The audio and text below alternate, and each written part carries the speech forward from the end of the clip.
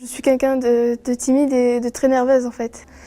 Et du coup, je préfère rester dans mon coin et je me renferme sur moi en fait. Quand j'étais à MN2B, je me sentais déprimée à chaque fois, je parlais pas et des fois même avec mes potes de MN2B, je me sentais invisible avec eux. C'était progressif, je me sentais pas tellement bien avec les profs qui ne prenaient pas en compte que quand je leur posais une question ou quand j'étais absente et que je leur demandais les leçons et qu'ils me répondaient que j'avais qu'à être présente ce jour-là. Ce mardi-là, je me sentais vraiment pas bien, je parlais même pas. Il y avait un groupe qui s'amusait et un autre où ils étaient sur leur téléphone et moi j'étais tout seul dans mon coin en train d'écouter la musique et je me sentais pas bien. J'ai prétexté à aller ramener un livre au CDI et après l'avoir fait, je suis allée devant ma salle attendre et j'ai commencé à pleurer et là je pouvais plus. Je demandais à ma mère de venir me chercher. Et elle est venue me chercher où elle a appelé le sous-directeur de MN2B ainsi que le directeur de l'abri. Ils ont pris en charge mon transfert.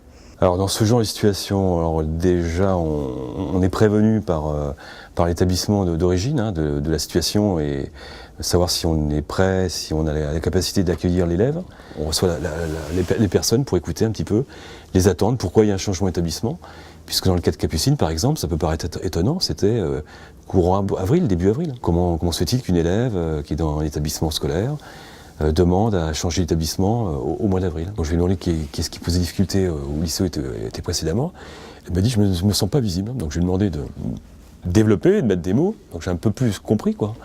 La CPE rencontre les élèves pour leur expliquer qu'il y a une nouvelle élève qui va arriver. Alors on le fait assez, de plus en plus je dirais, depuis quelques années on va dire que c'est des mesures de changement d'établissement se font de plus en plus. Moi par exemple, je suis à pas loin de 10 élèves, donc sur 140 élèves, un petit effectif, 9 classes, que j'ai accueilli cette année en cours d'année. Les équipes pédagogiques sont habituées, alors on ne dit pas grand chose, c'est-à-dire qu'on donne le nom, le prénom, on indique la classe, l'établissement d'origine. Aux enseignants, on ne leur donne pas plus d'informations que ça, quoi.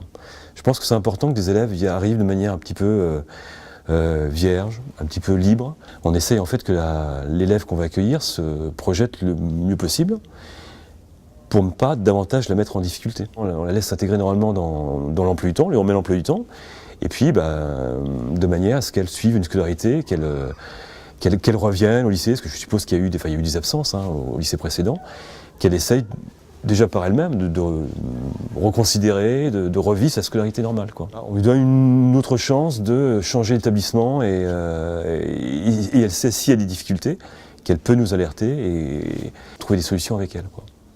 Je me sens bien, je me sens pas comme j'étais à MN2B. Je me suis fait des amis avec qui je rigole beaucoup, avec qui je parle beaucoup. Et je me sens vraiment bien avec eux. La classe, elle est cool, c'est plus familial et quand j'ai des problèmes, des difficultés dans une matière, je demande au prof et il me répond. Vu qu'il y a ma soeur, je me sens plus protégée et tout, plus en sécurité que quand je suis à MN2B, en fait. Avec toutes les personnes et tout, là-bas ils sont beaucoup plus moins et c'est beaucoup plus calme et tout. Il y a moins de problèmes et c'est ce que je préfère. Non, là je me sens pas du tout invisible.